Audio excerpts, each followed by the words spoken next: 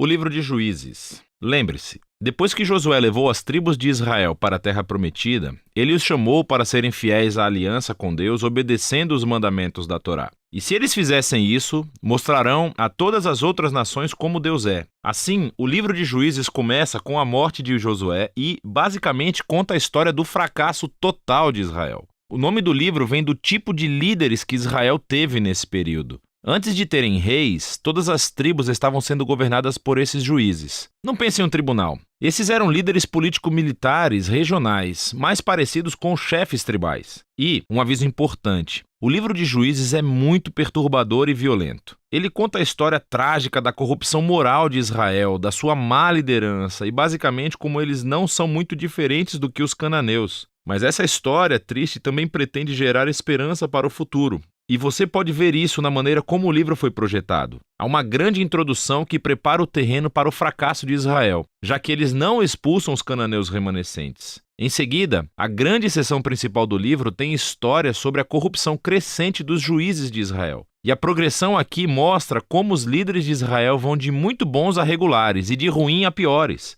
A seção final é realmente perturbadora e mostra a corrupção do povo de Israel como um todo. Então, vamos nos aprofundar e explorar cada parte um pouco mais. A sessão de abertura começa com as tribos de Israel em seus territórios na Terra Prometida. E quando Josué derrotou algumas das cidades cananeias principais, ainda havia muita terra a ser tomada e muitos cananeus vivendo nessas áreas. E assim, o capítulo 1 apresenta uma longa lista de grupos e cidades cananeias que Israel não conseguiu expulsar da terra. Lembre-se, todo o objetivo de expulsar os cananeus era evitar sua corrupção moral e a sua maneira de adorar os deuses através do sacrifício infantil. Deus havia chamado Israel para ser um povo santo, e isso não acontece. O capítulo 2 descreve como Israel tomou o lado dos cananeus e adotou todas as suas práticas culturais e religiosas. E é bem aqui que a história para. Durante quase um capítulo inteiro, o narrador nos dá uma visão geral de tudo o que está prestes a acontecer no resto do livro. Essa parte da história de Israel, diz o narrador, foi uma série de ciclos se movendo como uma espiral para baixo.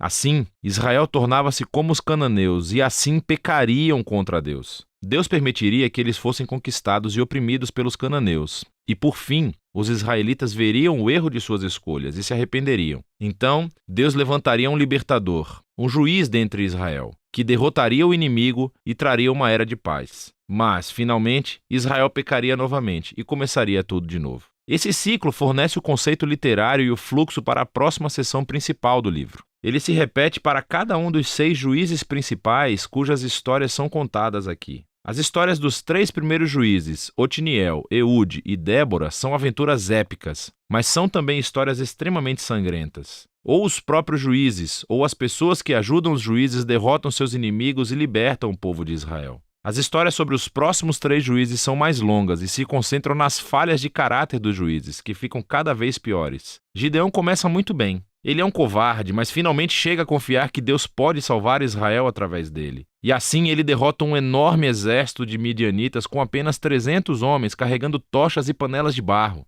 Mas Gideão tem um temperamento desagradável e mata um bando de companheiros israelitas por não ajudá-lo em sua batalha. E tudo começa a piorar. Ele fabrica um ídolo com o ouro que ganhou das suas batalhas, e depois que morre, todo Israel adora o ídolo como um deus, e o ciclo começa novamente. O próximo juiz principal é Jefté, que é uma espécie de bandido mafioso que vive nas colinas. E quando as coisas ficam realmente ruins para Israel, os anciãos vêm até ele implorando pela sua ajuda. E Jefté foi um líder muito eficaz, ele ganhou muitas batalhas contra os amonitas. Mas ele era tão pouco familiarizado com o Deus de Israel que o trata como um deus cananeu e promete sacrificar a sua filha se vencer a batalha. Essa história trágica mostra o quanto Israel caiu. Eles não conhecem mais o caráter do seu próprio Deus, o que leva ao assassinato e à falsa adoração. O último juiz, Sansão, é de longe o pior. Sua vida começa cheia de promessas, mas ele não tem consideração pelo Deus de Israel. Ele era promíscuo, violento e arrogante. Ele obteve vitórias brutalmente estratégicas sobre os filisteus, mas apenas à custa da sua própria integridade. E a sua vida termina em uma corrida violenta de assassinato em massa. Agora, uma nota rápida aqui. Você notará um tema repetido na seção principal do livro. Em momentos-chave, o Espírito de Deus capacitará cada um desses juízes a realizar grandes atos de libertação. O fato de que Deus usa essas pessoas completamente errôneas não significa que ele endossa todas ou até mesmo qualquer uma de suas decisões.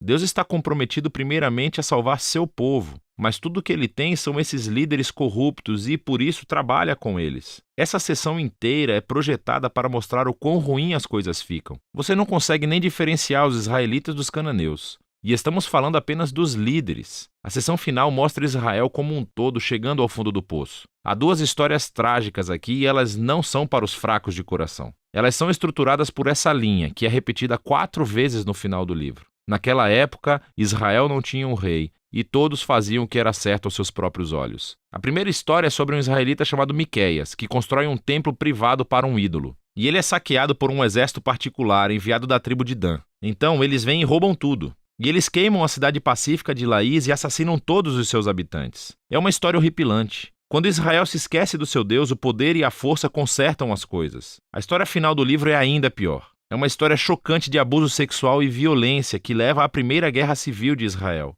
É muito perturbador e esse é o objetivo. Essas histórias servem como um aviso. A queda de Israel até a autodestruição é o resultado de se afastar do Deus que os ama e que os salvou da escravidão do Egito. E agora Israel precisa ser libertado de si mesmo. O único vislumbre de esperança nessa história é encontrado nessa linha repetida na última parte do livro. Na verdade, forma a última frase da história: Israel não tem rei. E assim, o palco está montado para que os seguintes livros contem as origens da família do rei Davi, o livro de Ruth, e também as origens do próprio reinado de Israel, o livro de 1 Samuel. Mas a história dos juízes tem valor como uma tragédia. É uma explicação séria da condição humana e, eventualmente, mostra a necessidade da graça de Deus para enviar um rei que resgatará o seu povo.